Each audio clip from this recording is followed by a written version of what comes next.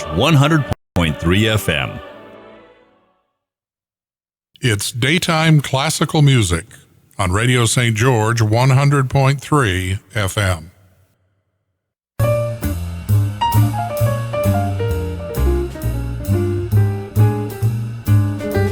This is KDXI St. George, Radio St. George at 100.3 FM.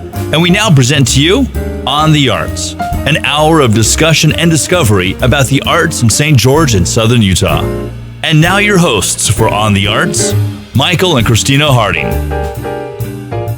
Good afternoon, St. George. This is Michael Harding, and unfortunately, again, Christina will not be joining us, my beautiful, beautiful wife and co-host, but she sends her fondest regards to everyone out there, and she will return at some point. We'll get her back in the studio here.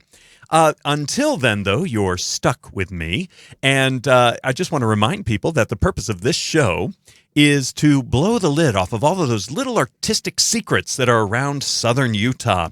There are all sorts of opportunities to not only be an audience member for a lot of shows, a lot of concerts, and a lot of art gallery exhibitions and such, but there are also a lot of opportunities to participate. Keep your ear to the ground for auditions for singing groups, madrigal singing groups, operatic singing groups, and even there's a special kind of musical group that we're going to be talking to today, or talking about today, but also opportunities to audition for theater. Lots of theater happening around St. George, as well as opportunities to take classes in ceramics or take classes in painting. And I'm going to see if I can get a glass blowing class to come down here.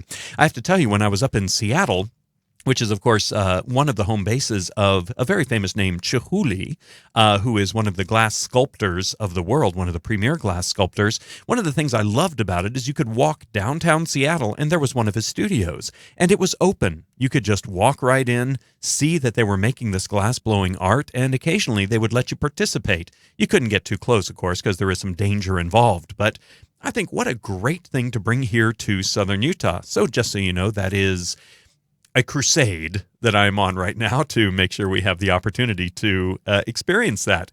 And if you want to see some results of the Chihuly products, just go down to Las Vegas and you can see his work in the Bellagio. A lot of the ceiling work where you see a lot of sculpted glass, that is Chihuly. So check it out. And if you're interested in that, join me in this crusade and just start spreading the word that we'd like a little glass sculpture going on down here. Now, whether or not you're into glass sculpture or ceramic sculpture or even found item sculpture, you may want to drive around downtown. You're going to see a lot of artistic pieces. One of the most controversial, I should say, or controversial for myself, was one that was there for, I think, almost a year. And that was that huge spider, that huge arachnid that was down there on Main Street. And I have to say, it's a beautiful piece of art. I have to give a lot of credit and a lot of kudos to the artist who put that together. And if you get close enough, which I tried not to do, you would see that it was made out of license plates and things like that, a lot of found objects. And it freaked me out. I'm going to be real honest. And I actually was driving with my wife. This morning, we took our dog. This is more information than anybody wants to know, but we took our dog to get her nails clipped. And we were driving out past all of the auto dealerships, and there is that spider. That spider has not gone away. I believe it's Morgan Pest Control that has it on their front lawn now. I just want to say that was a site that I respected and that I support the arts, but a site that did not make me the happiest camper on the planet. We actually had on the show as a guest Mayor Pike, and I believe that's come up. We've had Mayor Pike on here twice, and that's just been a little something I've brought up to be handled and dealt with. But moving on, there are a lot of opportunities for people to participate in art or check it out. Drive around downtown. You're going to see some great stuff. And I also want to let you know that now that we're heading into the intense holiday season, beginning with Thanksgiving this week, and of course moving into the holidays towards the end of the year, all of the holidays that are celebrated all over, there are a lot of celebrations, a lot of concerts, a lot of events where you're going to see a lot of entertainment. For example, the Dickens Festival that's coming up. If you ever wanted to step back in time into the world of Charles Dickens, and also modern contemporary vendors at the same time, that's a wonderful place to go. And you're going to see a lot of the performing groups, a lot of the children's performing groups, also the adult performing groups. So I'd highly recommend you check it out, see who's performing. Now, I always like to start out the show with a little bit of a monologue about something that is relevant to the topic that we're going to be talking about. And up to this point, we've had a lot of artists on who are what I would call the refined artists. We've had opera singers, we've had painters, classical painters, we've had ceramicists who are very, shall we say, commercially viable as well as artistically viable. We've had actors, we've had theater producers, we've had representatives of theatrical communities, we've had even some performers from the community. We've had a lot of children performers from the community who have come on and talked to us about their perspective and what they've gone through and such. Today we're going to go a little grittier, I have to say. Now, the monologue I'd like to start with is an experience from my past. Those of you who have been listening know that I have lots of experiences from my past, and being an actor, I have no compunction against sharing any of these experiences. Well, when I was in high school, I was very good friends with a kid named Brad Puckett. And Brad was an interesting guy. He was a whiz at mathematics. On his SATs, I can't even count as high as his score was on the SATs. He was an amazingly intelligent guy, very math and science. But what I loved about him is he had a secret. And that was, in his home, in his garage, he would have a garage band. And he would invite some friends over, and everybody had a garage band at the time. Even look at popular culture. You go to The Diary of a Wimpy Kid, and I believe his older brother, Roderick, has a garage band, and I think they called it Loaded Diaper or something like that. Please know that is a joke, and it's literary, so I can say that over the air. And by the way, we have had writers on here as well, all sorts of folks. But the thing I loved about Brad was that at school, he was very conservative. He was very, shall we say, focused on his academics and his studies. But when I went to his garage to hear, I don't know if concert is quite the right word, shall we say a practice wherein there were people watching, I was amazed at how he became this other character. And he became a stereotypical rocker of the day. Now, please know, I grew up in the 1980s. So that was the era of the hair band. Things like Whitesnake and Rat and AC/DC and even, some older groups and such. The Ramones had already been out for quite a while. But these grungy, what could be garage bands, and of course later on Nirvana and such. But they were started in the garage, which is of course how they got their names. And it was so exciting to see music played, and they did a lot of original stuff. They didn't just cover other bands. And it was exciting to sit there and hear this sound that, looking back, it might have been gosh awful. I don't remember, but I remember being impressed by it. And it was so exciting to think, I could be watching the next great band. Jay Leno, well, I guess it wasn't even Jay Leno at the time. It was Johnny Carson at that point. He might very well invite this band, this up-and-coming band. And it was just exciting to see my friends that may be recognized in the popular culture world for their art. Now, I don't mean to demean this by any means, but I talk about we've had a lot of the cultured art and such on. What I liked about the garage bands is these were people who, they weren't necessarily full-time musicians. They had other interests and other things that they were doing in their lives that you could say were more practical, perhaps, or more socially acceptable, listening to some of the music that I heard. But it was great that they were performing and creating their own art, which is part of what this show is about, to let people know that you can get out there, you can make music. If you want to be a musician, go out there and make music. If you want to be a writer, write something down. If you want to be a painter, put some paint on canvas. Or if you want to be a rocker, go out there, get some of your friends, go into the garage, and see what happens. Now, that leads me to our guest in the studio, someone who's been a longtime friend of mine here as a fellow teacher, as a colleague, who I actually only fairly recently, I'd say over the last year, discovered was a closet rocker when it comes down to it. He is a member, the drummer, I believe, of the I'm going to call it a garage band, but I think they've actually graduated beyond that level. And they are with a band called Black Sabbatical. So, Jerry Harris, welcome to the studio. Thank you. Thank you for having me. Now, I have to say, if you want to check out what we look like, we are two middle-aged guys sitting here in a radio studio. If you want to check out what we look like, I don't know why you would. My wife is not here. She's the reason you watch this on camera. But if you do want to check us out, go to Facebook on Radio St. George, and we are broadcasting live right now. The show is being archived, and you'll see the video of us here in the studio, and that will be archived so you can access that at any time. Or you can go to YouTube, and you can type in On the Arts with Michael and Christina Harding, and you'll see all sorts of episodes over the last 3.5 seasons. I'm happy to say we are on season 4. And if you want to check out two middle-aged white guys talking about being rockers or going back to the land of the hair bands back, and both of us, I think, are suffering from the lack of being in, shall we say, the hair club for men at this point. Jerry's saying, "Oh my gosh, I can't believe I agreed to be on this show." I'm sitting here going, "Is it that visible?" Not at all. But Jerry, welcome to the studio. Thank you. I don't know that Black Sabbatical has graduated from being a garage band. I think, if anything, we've done the opposite because now we practice in a basement. So, yeah, I don't know if that's a promotion or what. Now, I do have to ask, as so many of my friends that were garage band members back in the 80s, they were banished to the basement. They were told they could not practice where neighbors could see them, or I guess more importantly, hear them. Is that what happened here, or did you just move? Well, it's a matter mostly of convenience. Our singer had an available basement space for us to practice in, so that's where we ended up. None of the rest of us had, space, or some of us lived far enough away that getting practice at our individual residences would have been problematic. It's a matter of convenience, and but it's fun. It's a nice little space in there. It gets very, very hot when you have 5 rockers emitting body heat in a small space with no ventilation.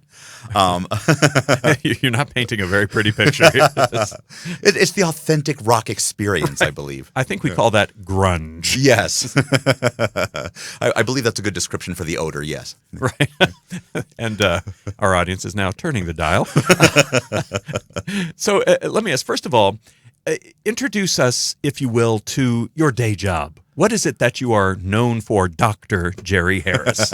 I'm a teacher of geology here at Dixie State University, and I am the scientific advisor over at the St. George Dinosaur Discovery Site because my training is all in vertebrate paleontology, so I've been studying dinosaurs for a career basically since the mid-'90s or so.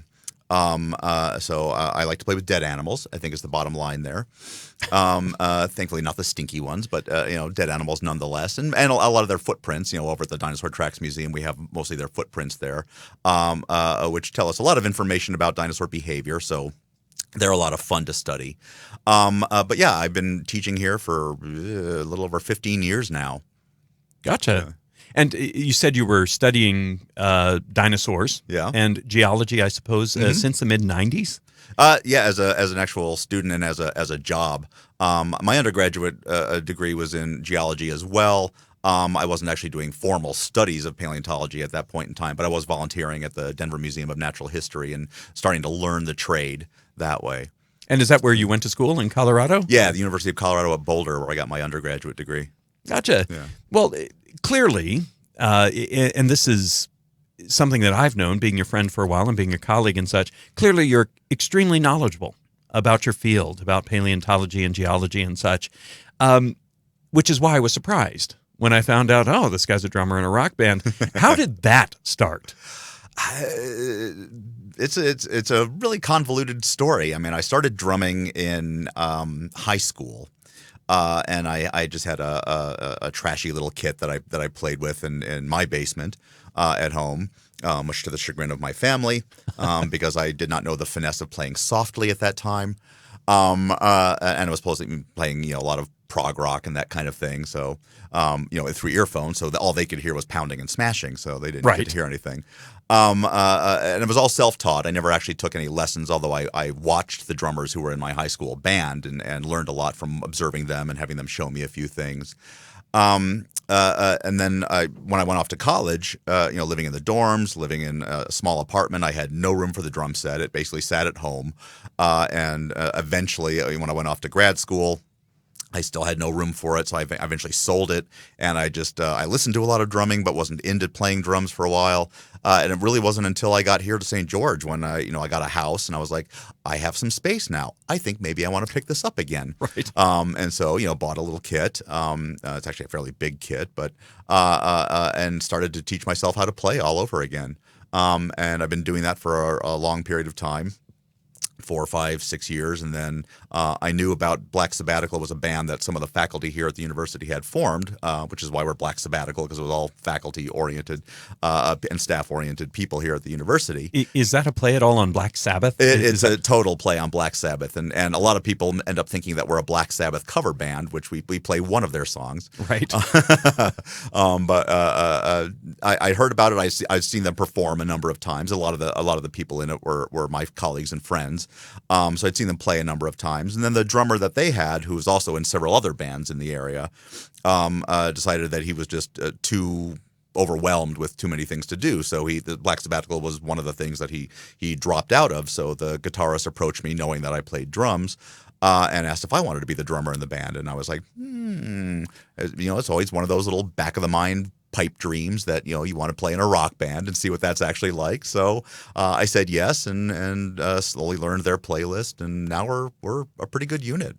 Got it. And how long have you been together as Black Sabbatical? Your Black Sabbatical. Yeah, my iteration of it. It's been couple and a half, 3 years maybe at this point. Got it. 2 to 3 years, somewhere in that range. And we're expanding our playlist all the time, expanding our skills all the time. We don't practice nearly as much as I would love to be able to practice, but that's because we all have very busy schedules, and trying to find time when we can all get together and practice is a bit problematic. But it's a lot of fun. It's just it's a labor of love for everybody involved. Nobody's in it for making money or trying to hit the big time or anything like that. It's strictly for us to have fun.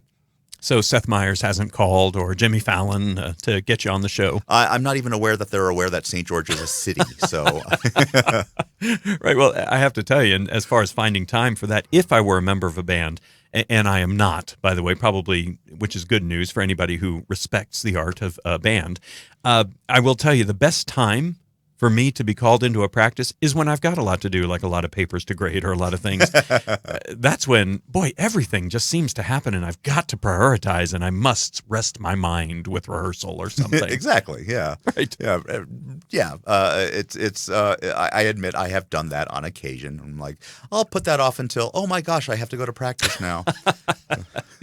Well, let me ask you, was it difficult to step into the role of another drummer? Because I imagine a band, a small group of people who get together, they have their own rhythms. They have their own understanding of each other's personality and such. Was it difficult at all? Given that I knew some of the people in the band already, it was a little easier to sort of slip into that friendship role.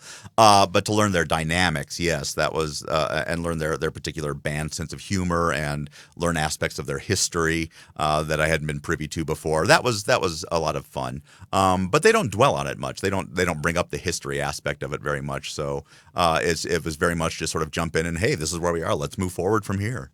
Well, I say I'm looking forward to the expose documentary on the history of Black Sabbatical. No, it goes to 11. You mentioned your playlist. Now, you mentioned as well that Black Sabbatical is a bit of a play on Black Sabbath, and you do one of their songs. How would you describe your playlist? What is your style? It's rock, but it's a very eclectic mix. I mean, we do some grunge songs. We do we're sort of tinkering with a few prog songs. We do everything. I think we have an Elvis song that we do. We're going to do a sort of a metalish cover of a Taylor Swift song. We do it's mostly 80s, 90s, early 2000s era stuff that we've been doing. But we're really open to anything that just sounds fun. Right. to us to play, and then an audience can get up and dance to. Really. How big of a playlist do you have? Right now we're at about close to 40 songs is sort of our regular rotation. And so whenever we have a gig, we just sort of rearrange that and toss in a couple of new things that we've been working on and drop maybe a couple of old things. But it's an ever evolving playlist. You know, all of us recommend songs. We're all like, hey, I heard this song. That would be a really fun one for us to play, or that one would be really fun to watch everybody else in the band play. Well, there are a lot of theatrics actually that happen in these concerts, aren't there? And there really are. And I would admit that I've been guilty that when I play, I tend to concentrate very hard on what I'm playing. So people come up to me afterward and go, you need to smile more while you're playing. And I'm like, it's not that I'm unhappy. It's just that I'm thinking while I'm, okay, what comes next? What can I do? Can I do this little flare kind of thing? And I just happen not to be, smiling or thrashing my head or anything violently while I do that kind of thing. I think I'd pay money to see that, actually. Yeah, all this hair here, really flies when I. Gotcha. Do you have any particular drummers that are your inspiration, or do you just you find your own style? You do it for fun? For me to list all the drummers that are inspirations to me now would be really time consuming. I will say when I first got started, my idol was Neil Peart of Rush, who's just an amazing drummer, and he's still very much an idol of mine. I tended to concentrate very exclusively on him early on, just because I was so into that particular band. And I was certainly aware of other drummers, but I was like, they're not Neil Peart. So, but yeah, okay. Over time, I've really gotten a much better education on different kinds of drummers, reading drum magazines, watching and listening to drum blogs and podcasts and things like that. And they've really opened me up to a huge variety of other drummers. Whose music isn't necessarily something I would listen to, but I listen to just so I can hear the drumming part of it. And I listen to a lot of jazz drumming, a lot of fusion drummers who I think they're some of the best drummers on the planet right now. Much better than even some of the rock drummers, or at least more intricate in what they play. So Dave Weckl and Steve Gadd and Vinny Colaiuta and guys like that who are just amazing. And out of the blue, out of Japan, there are some amazing drummers coming out. There's a girl I watch on Instagram who's a young girl from Indonesia, and she's an amazing player. And I just love watching anybody who has the skills, and I can start picking up and noodling around with what they're doing and trying to see if I can make myself do it. And do you do what's called the Suzuki method in music, where literally you watch them and you listen to them and then you try to do it? That's a lot of what I do. I would not say I'm always successful at it, and there's a lot of things that I still sort of have in the back of my mind, or I have bookmarked on Instagram or something that I'm like, I'm going to learn that someday. I surprise myself every now and again when I'll try and do something and something that worked. How did that work? I didn't practice that much, and then I'll try and do it again and fail miserably, and then finally I'll pick it up and eventually that'll become part of my repertoire. So yeah, I'm amazed at what a full body experience drumming is. It really is. It's a good full body workout if you do it vigorously, I guess I should say. If you're not going to be like. If you're just going to sit around and do that, you're not going to do anything. But if a lot of the rock songs we play are rather intricate, and some of them I've made a little more intricate than they probably should be, and so yeah, it's a very full-bodied workout. I remember reading somewhere once that a good hour of solid drumming burns like 250 calories or something like that. So sometimes that's my day's workout, is just doing that. I've heard some people describe it as being somewhat akin to driving a stick shift, but 10 times harder. Where you've got not only the gear you've got to work, but the gear on the left, and you've got the foot pedals in addition to the gas pedal and the brake and the clutch and everything like that. Yes, limb independence is something that is really important in drumming. That you can get your right hand and your left hand doing different things, your right foot, your left foot are doing different things. And I'm still working on limb independence. It's something that comes over time the more I work on it. But there are times when I'm like, why is my left foot doing that? That's not what I want it to be doing, but that's all it seems to want to do at this moment. So it's interesting. And then trying to watch at the same time, and or sometimes not watch what I'm doing and just remember, okay, I know the cymbal's there, so I reach out and hit it. I'll hit it. or I'll miss it. So it really is a full-bodied thing. You have to think, you have to see, you have to do different things with all your limbs, and you have to feel the beat and the rhythm, and especially with the bass player and together as the rhythm section, you really have to drive the whole thing. And so you definitely have to pay a lot of attention to what all the other band members are doing. And if they start doing something a little different, then catch up. Right. Yeah. Well, I want to let you know that it is a pleasure having you here in the studio talking about a different kind of art than we have before. Not different in that it's art, but a different kind. We do hope that you'll come back and join us after these messages, where we continue to talk to Jerry Harris, the drummer for the band Black Sabbatical. And it has not been lost on me the irony of a geology professor in a rock band. This week on American Parlor Songbook. Join us for an episode recorded at the KBCR studios in San Bernardino, California. We'll examine the Fourth Estate with an episode about the press. Comedian John Pate returns to tell us the origin of a colloquial phrase. And Southern California singer-songwriter Joey Chrisman performs his folky blues. American Parlor Songbook, Sunday evenings at 9 on Radio St. George 100.3. Hi, I'm Mark Parrish, owner of your local McDonald's. McDonald's offers $2,500 a year in tuition assistance for Dixie State University students. By working at McDonald's, you'll be paid and can be qualified for an additional $2,500 in tuition assistance. Apply at your local McDonald's. I'm Mark Parrish from your local McDonald's, and we're helping you go to college. I'm loving it. Did you know now is the time to look for summer 2020 internships as well as great jobs? Encourage your students to check out Handshake. Dixie.joinhandshake.com. That's Dixie.joinhandshake.com. In a special partnership with Utah Public Radio, Access Utah with Tom Williams is aired weekday mornings at 9. This hour-long show covers everything from pets to politics in a range of formats from in-depth interviews to call-in shows. Access Utah, weekday mornings at 9 on Radio St. George 100.3 FM. This is Hannah with your Radio Dixie calendar for Tuesday, November 19th. From 12 to 1:30 p.m., International Student Services Languages of the World is in the Gardner Living Room. From 4 to 5 p.m., Interview Like a Pro is in the Holland Building, room 537. And from 7:30 to 9 p.m., there is a brass concert in Eccles 129. And that's your calendar on Radio Dixie 91.3. Friday Night Jazz with Dr. Glenn Webb. Friday evenings from 7 to 9 on Radio St. George 100.3 FM.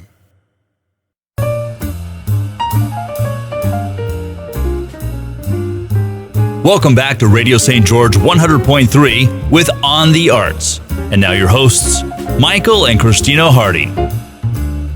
And welcome back, St. George and Southern Utah. Again, this is On the Arts, that show that is dedicated to blowing the lid off of all of these little artistic secrets that we have here in Southern Utah. Not just here in St. George, but also in Cedar City and everywhere in between. I don't know of a lot of communities in between St. George and Cedar City, but there's got to be some people listening to this out there. Now, we do have in the studio Jerry Harris, who is the drummer of a local band called Black Sabbatical. And we've talked about a few things, particularly what it is to dive into a band without necessarily formal training as far as being a drummer or musician training. But I do want to let you know that Jerry Harris is a very diversified Renaissance man, is how I'm referring to him right now. Not only is he incredibly knowledgeable with paleontology and geology, and I'll just do it one more time, I just have to, and he's in a rock band. That's everybody's turning the dial right now. Please come back. But he's also an expert in origami. How did this start? My dad somehow knew origami. He had picked it up way back when he, long before I was born. When in a time when it was barely known in the U.S. I don't know how he found out about it or picked it up, but he got into it. He had several books that I remember when my sister and I were very young. We would occasionally drag out these books and go over to him and say, "Dad, make this. Dad, make this." And so I would watch him make these things, which by modern origami standards were very simplistic things, but a lot of fun for me to watch and to play with afterward. come high school, I didn't really have many hobbies. So I pulled out some of the books and taught myself how to do it. And I've been doing it ever since, much to the chagrin of some of my high school teachers who I was doing it in class. You got to fill the time somehow. Well, I used to do it in one of my English classes where the teacher was, let's say, not the most engaging of teachers. But the room we were in was this cement block vault. So every little crinkle of paper would just echo throughout the entire room, and he would get very irritated with me. And one time he actually handed back one of my assignments that he had very clearly wadded up into a tight wad and then smoothed it all out and wrote across the front of it, "Do not fold paper in class." But I started picking it up and learned some of the really complex models that were starting to be introduced around that period of time, and I've just been doing it ever since. It's a very peaceful Zen kind of thing. I can just sit down in front of the TV or something else and just pull out a lap board and a piece of paper and start folding something. And it's just very peaceful. It's something I can do that gives my hands some activity and gives my brain a little bit of activity, but I don't have to concentrate on it fully all the time. And it produces these wonderful little animal, plant, object models that a lot of people get enjoyment of. I love giving them away. Well, I actually have walked into my office area several times, and there'll be a horse or a swan or a pterodactyl or something like that made out of paper sitting on the receptionist's desk. And, always it's, hey, look what my friend Jerry Harris brought over for me. So that's another talent of yours. But I want the folks who are listening to know the energy that you just gave me in talking about origami was the energy you gave me when I said, hey, I hear you're in a band. And all of a sudden, this geology teacher opened up just about all of the activities that he had in his life. Now, we talked about your playlist on the last set of the show. And here I am using the music terms in our last set, in our last segment, I should say. But we talked about the playlist, and I asked you, how did you decide with these songs? It's something we wanted to try or something like that. You said something intriguing to me. A metal version of a Taylor Swift song. Are you able to share this information with us as far as the details, or is this proprietary? No, it's not something that we're creating. It's something that another band has already done, and we're just going to cover that version of it. I've tinkered with the idea of trying to do that on my own with no musical training, but I've thought about trying to do that at least from a drumming perspective. And the band as a whole, we have occasionally thought about doing some original songs. We've tinkered a lot with lyrics here and there. Usually we get very ridiculous about the lyrics, and we're like, okay, let's just put that aside for now. You do the REO Speedwagon school of lyrics. I'm sorry. They can rhyme anything with or. They pretty much can, yes. I'm sorry, didn't mean to interrupt. No, that's you. okay.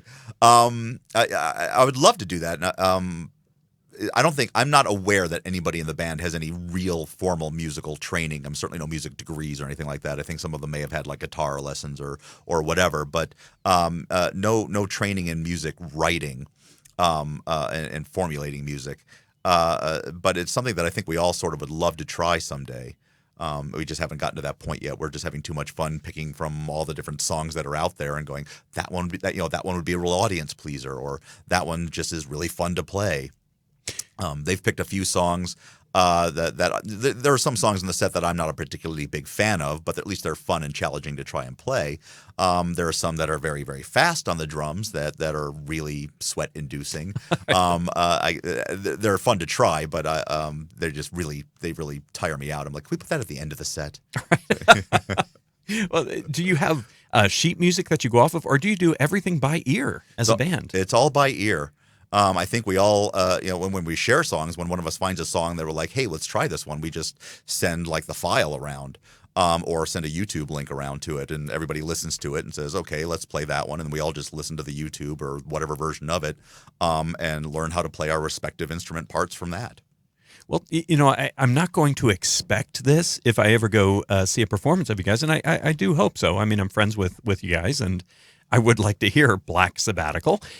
But I think it was Van Halen that their drummer, they put in a cage, and they would bring it out over the audience, and the whole excitement of the drum solo was he was slowly flipping over during the entire thing. Do you know what I'm talking about? Yes, I've seen footage of many drummers doing something like that. Some of them, they come up vertical and then they start spinning this way kind of thing. And I I get very motion sick. I don't know that I would do very well with something like that. Playing on Dramamine, that's a new thought. Yeah, absolutely. That'd be a slow kind of Pink Floyd thing happening, I think. Yeah. White Rabbit. I don't even know what would be required to like strap the drum set down so it doesn't move or anything like that. But I think it'd be much more interesting to watch like the singer do that, the guitarist Absolutely. do that. Well, we talked about the theatrics that go into these concerts. Yeah.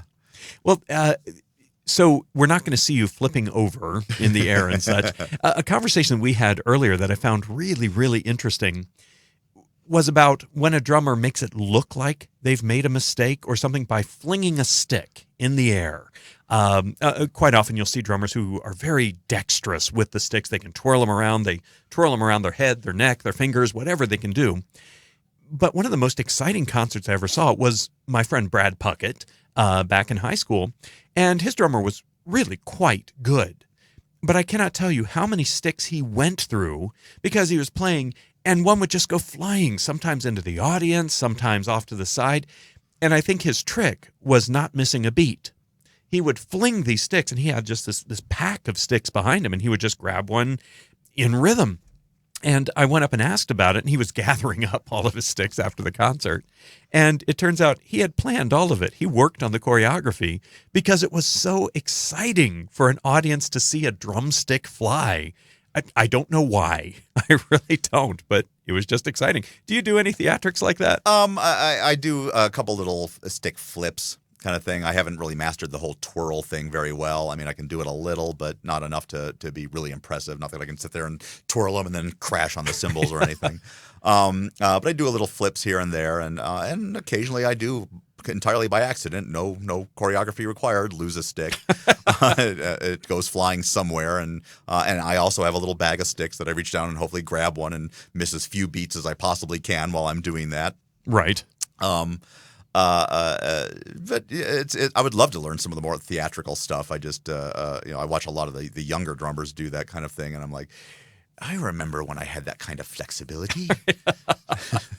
I don't even think I remember. It's this myth of my life that I had flexibility once. Now, where do you perform? You have this band. You got together. Where do you perform? We have become one of the bands that we get a semi-regular rotation over at Wingnuts, over in the Outlet Mall. We play there. Our next gig there is actually on December 7th, so if anybody listening wants to come out and listen, we'll be playing from 6 until 9-ish, somewhere in that vicinity.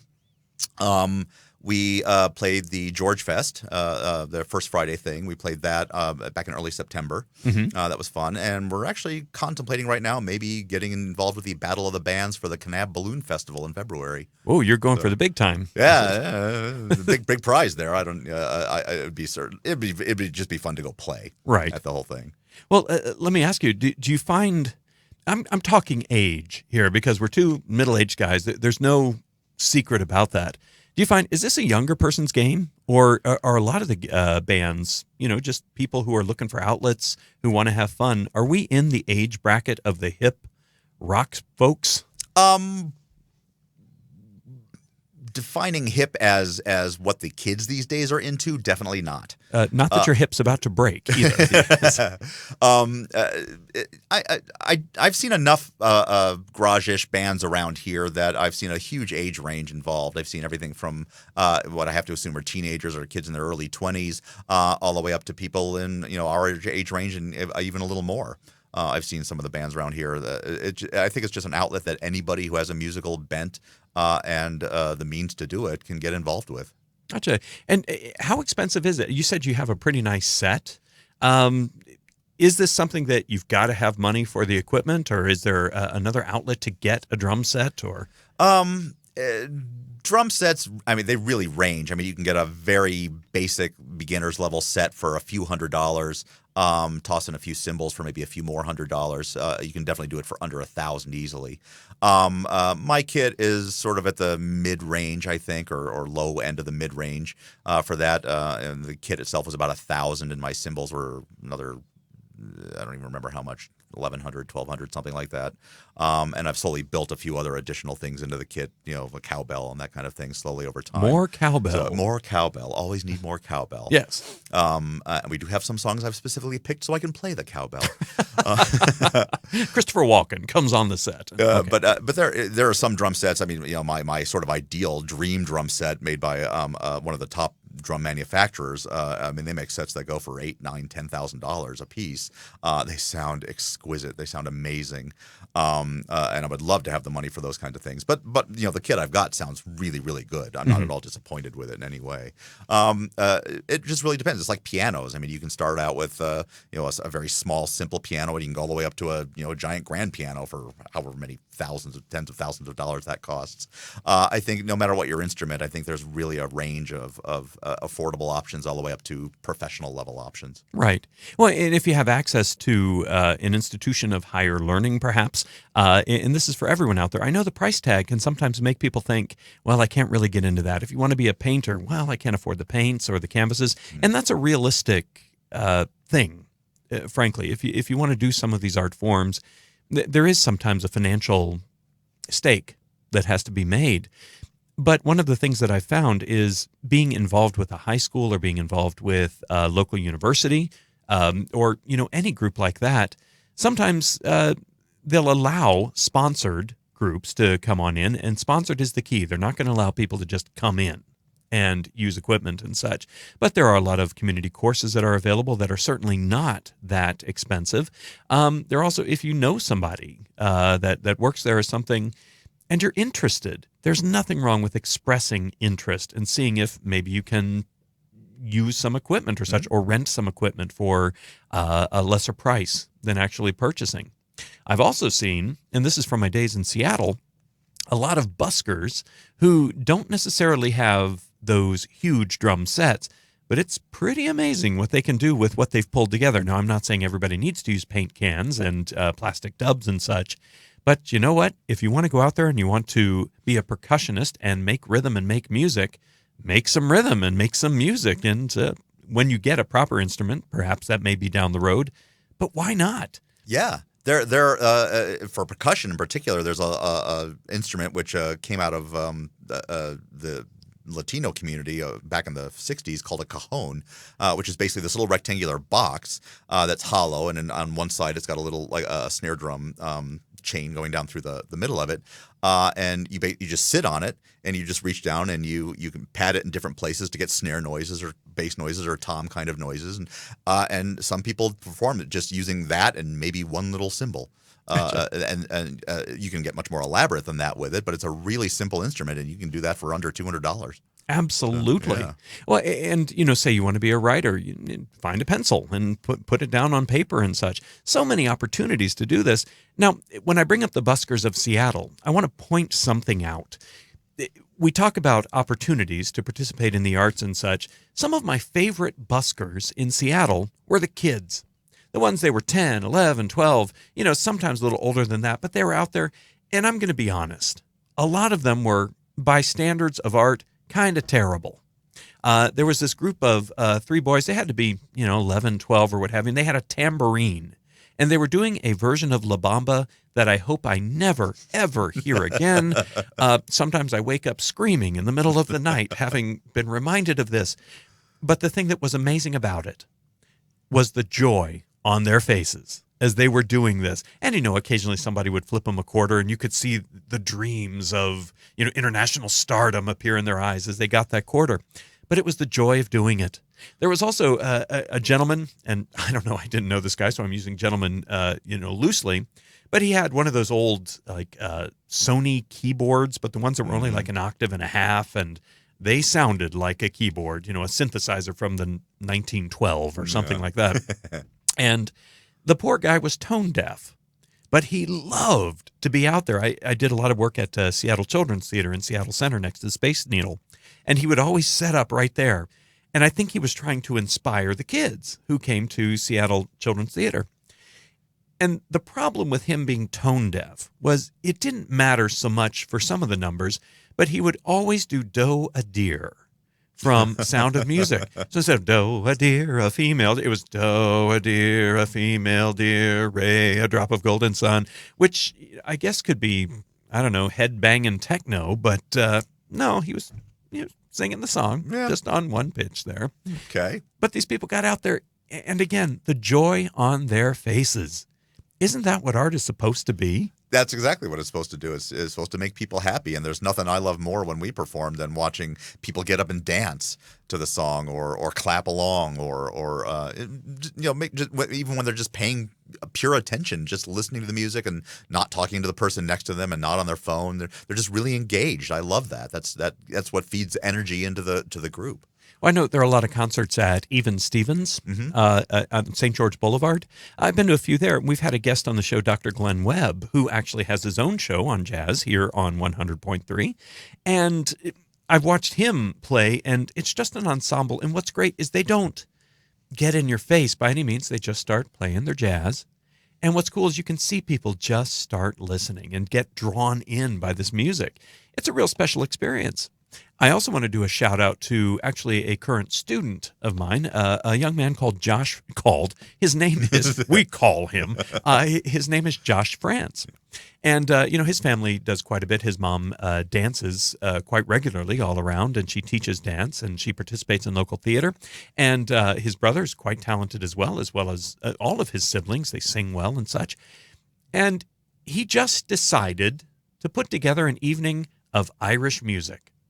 And I was talking to his dad last night, and his dad said, yeah, they were all a little shocked when he just said, I think I'm going to do an Irish concert. Well, okay, you can get your friends together. You can be, three boys standing in Seattle Center singing La Bamba badly, or you can actually put together an event, a theatrical concert event of Irish songs simply because you like them. And my wife and I, Christina and I, we went to this concert last night. And I'll tell you, I don't know if it was the Irish music. I don't know if it was because everybody was having such a good time or the attitude of the performers, but I felt like I went to a party in some Irishman's living room and just left so happy after hearing all of these songs that he just wanted to do and put together a concert. I was just stunned at the gumption and fortitude it must have taken to put that together. And it was just great. I saw that concert advertised, and if I hadn't had practice last night, I would have loved to have gone. So you practiced with your band last night? No, we had improv practice last night. Another thing that you do, improv. You're part of what is the name of the organization around Improv here? Dixie. Improv Dixie, and it's run by Chewy Lockhart, who we've had on the show before as well. Talk to me. How'd you get into comedy? I really want to get into doing voiceover, and I've been doing a lot of reading and research and listening to podcasts, and so many people in the voiceover business were saying get into improv. It really helps very much with doing voiceover. And I was like, okay. So then I flipped one day through the community ed catalog that Dixie sends out, and I saw there was an improv class, Improv 101, and it was like, okay, I guess I will take that and see what that's all about. And I've just been in love with it ever since. I've always been a big fan of like Whose Line Is It Anyway, and that kind of thing. And I was always in the back of my mind of like, could I pull that off? Could I actually do something like that? So now I'm finding out, yeah, I actually can do that. Well, I want to say as teachers, I don't know about you, but I find improv very helpful in front of the classroom. The problem is I don't know if they're laughing at me, laughing with me, laughing because they want me to think that they're enjoying my lecture. I very often will improv or make other jokes to them, and they will just sit there and stare at me, or they'll just sit and write everything under paper. I'm like, don't write that down. That was improv. That was a joke. Well, and sometimes I have to tell them, I say, okay, see, this is the interactive part of the class where you laugh at my jokes, inflate my ego, and make me want to grade your papers better. Right. So. Well, I'll tell you, one of my favorite exercises, we're talking about the art of teaching now, I guess. One of my favorite exercises is when I'm teaching something like theater history or something a little more academic as opposed to a practical application class, is to stand up there and give a lecture full of wrong facts. But let them know that I'm giving a lecture, and it's up to them to stop me and correct me. I love that exercise, but I do have to tell you, one of the downsides is when nobody seems to catch on to the thing I'm saying wrong, and I have to stop the exercise and say, okay, now that was a lie. That was wrong. We're totally off topic now. Back to, again, Jerry Harris, Renaissance man, doing comedy, doing I hope I'm not making it diminutive by saying a garage band. No, I don't think so at all. I would certainly classify it that way, and I don't think there's anything bad about that. Oh, so you mentioned that you had a performance coming up in the next little bit. Where is that going to be? That'll be at Wingnuts over in the Outlet Mall. I'm not sure if we're playing inside or on their little porch. We usually play on the porch, but I don't know, since it's going to be really cold that day. I don't know where we're actually going to be, but somewhere in there we will be playing.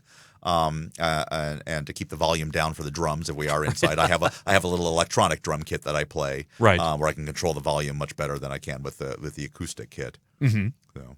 That's right. You mentioned that the drummer that was here before you in Black Sabbatical was a member of several bands. How many bands do you know of around here? Oh, wow. Gosh, I can easily, right off my top of my head, think of the 5 or 6, and I know there's more that I've seen listings for that they're going to play at such and such a place, over at the Firehouse or something like that. I haven't seen all of them, but I've seen a good number of them, and there's some real skill here in this area. There's some real talent and people who are clearly loving what they do. Well, that's, again, one of the reasons for the show is hopefully we get people excited about possibilities around here, and maybe some secrets need to stay secrets, but these artistic secrets that people have, the fact that they do something and they enjoy doing it, and it's infectious. Even having you in the studio here talking about Black Sabbatical, I kind of want to go see what's going on with this. I want to come hear you guys. We have people here who are very passionate about classical musing. That's another thing right there. But classical music, where they want you to come to their concerts and they get passionate about it. Painters, writers, sculptors.